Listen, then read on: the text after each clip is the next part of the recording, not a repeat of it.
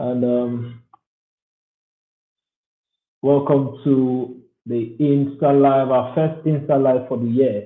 And it's such a pleasure. It's a pleasure anytime I'm connected with you guys. Okay, so we are in the electioning season, and this time, a lot of people have been going about promoting their candidates and all of that. Last year, in one of our Insta lives, I talked about how seven political factors that affect your business. Seven political factors that affect your business was one of the things we talked about last year, right? So, but this year, it's going to be a little different because I'm going to be looking at what could be the possible outcome of the election and how is it going to affect your business? How is the outcome of the election going to affect your business? So that's what we're going to be looking at today, right? Okay, so elections are very important. Elections are very, very important, and a lot of us know the outcome of any election can have profound impact on the economy. The outcome of every election can have profound impact on the economy, and various industries and sectors are going to be heavily, heavily affected by that. So we are going to be briefly looking at some of the sectors that are going to be affected by that and how that is going to, or that should impact, or how that should affect your decision in the coming election in 2 days' time, right? And also, after these, I'm going to weigh some of the factors that we are going to bring out today. I'm going to weigh them against all of our candidates. We are going to weigh them against all of our candidates, and we are going to see which of them actually should be getting your vote. Okay, so I'm running these across multiple channels.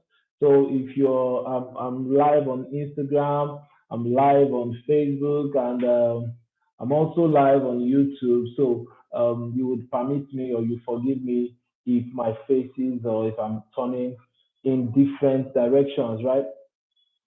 Okay, so without wasting much of your time, let us go straight to the point. So, in this meeting, we are going to be looking at certain industries, and I believe we all know. And when we look at each of these industries, we are going to compare both the body language of the top four. A lot of people don't know that there are a lot of presidential candidates, right? We just think that we have President. I'm already calling him president. We all think that we have Mr. Peter Obi, Atiku Abubakar, Asiwaju Bola Ahmed Tinubu, and Rabiu Kwankwaso. There's also Sowore, there is Al Mustafa, there is, I think, there are quite a whole lot of them. I think there's also the Abiola son and the rest of them, Abiola, right? So there are a whole lot of them, and a lot of people have reasons why they are rooting for whoever it is they are rooting for. So, but let's just go straight to the point. I'm going to be listing 7 industries that would be heavily impacted by the outcome of this election. And the first industry we are going to look at is health. Health is the first industry we are going to look at. Health is the first industry we are going to look at. And the reason why we are going to look at health is because that was one of the major things we had with the president, Muhammadu Buhari. He was always traveling. He was always traveling as a result of health issues. So the health industry is going to be majorly affected. Now, if you look at a country like the United States, when Obama was made president, he came up with something called the Obamacare, right? So you can see, and a lot of people benefited from that. Now, what we are trying to say is that electing the right president can impact on the health sector enormously. Now let's look at it. If we look at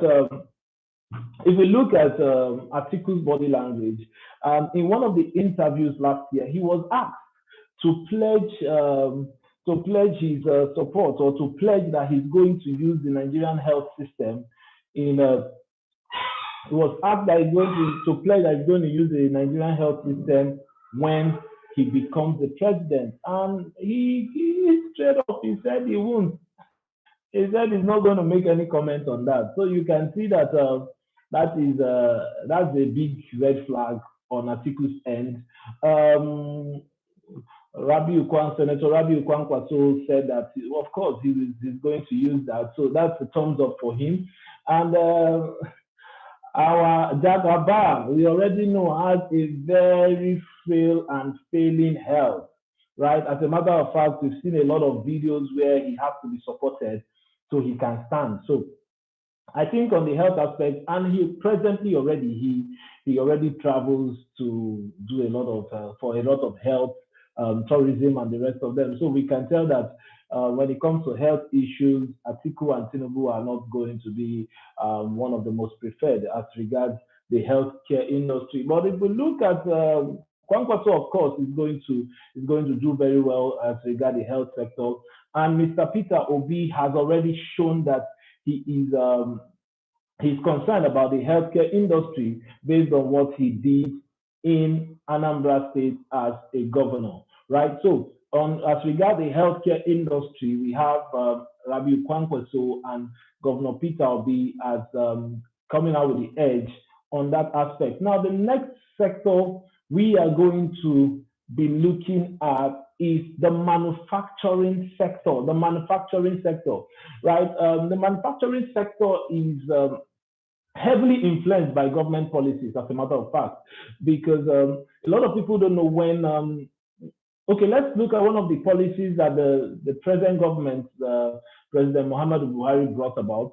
And when he came on, he banned the importation of rice. The importation of rice brought about a whole lot of companies going into the manufacture of rice. A lot of companies went into the manufacture of rice, right? So you can tell that that policy, that singular policy, aided the manufacturing industry. So the manufacturing industry will be heavily impacted by the outcomes of elections, right? So elections can determine the direction of trade agreements, imposition of tariffs, free trade administrations, and the rest of them. Now, on this aspect,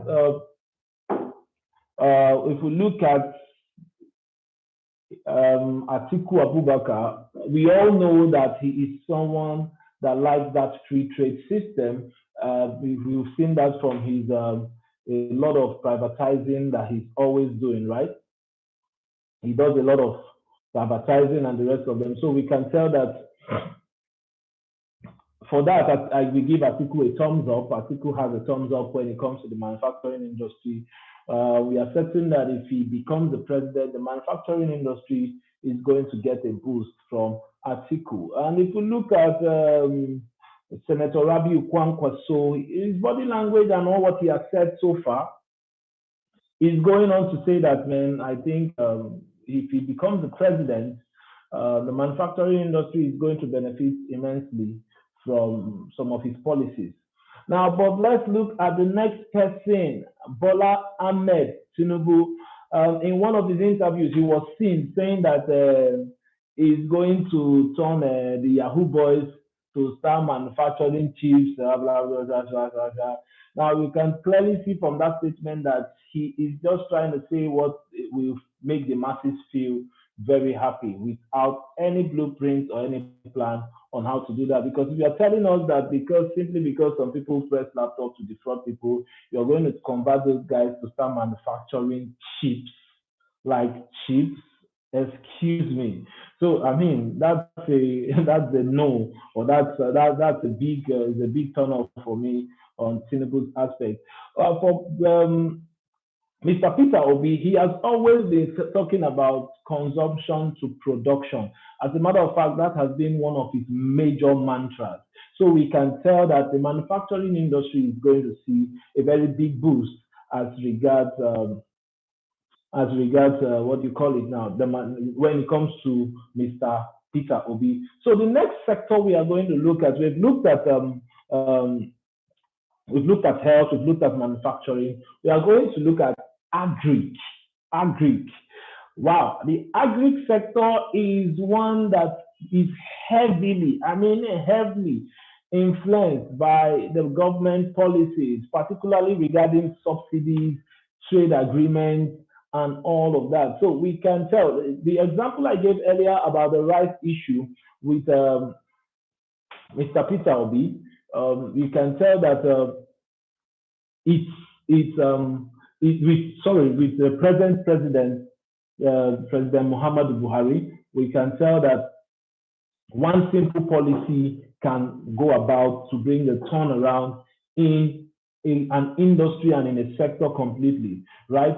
And administration will be focused on reducing government spendings, like decreasing subsidies, and as we've seen in the past, not the past, this present administration, we have seen a lot of agri loans, NISA loans, and the rest of them. So all of these were done to boost agricultural production, right? So the electing the right president is going to affect the agri industry. And let's look at all of our top four presidential candidates and see how they are faring in this aspect. And this time we are going to start with none other than Asiwaju Bola Ahmed Tinubu, and he said that we are going to have what we did recruit 50 million youths. What we did is Agbado, Cassava, and the rest of them. So you can tell that the agri sector, from his body language, it looks like the only industry that Asiwaju Bola Ahmed Tinubu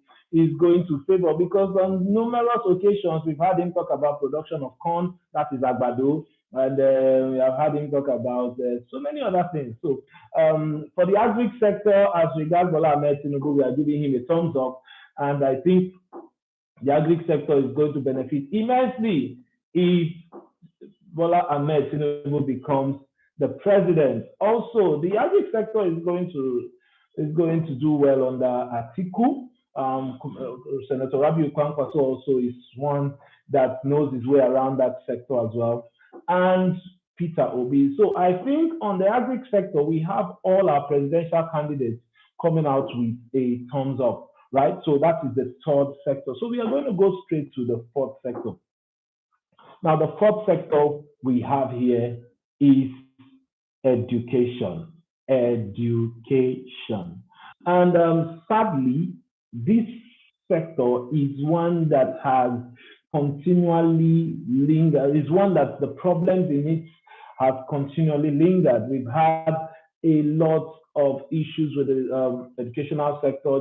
The present administration saw the university system go on strike for over 8 months. So we can tell that the body language of the president is very key, And sadly enough, we could see that if the governors we had were showing as much enthusiasm or as much ginger that the kind they showed towards the redesign of the Naira note, if they showed similar to the strike issue, I'm sure we would have had, that strike not lasting up to 3 months, but they all decided to play dumb. And that's one of the reasons why the educational sector is very key. The educational sector is very key. It can hugely impact. It's going to be hugely impacted by the outcome of the elections, changes of policies, funding of public schools, and the rest of them is going to be a major issue. One of the reasons why the lecturers of the public universities continually go on strike is because of all of these things, right?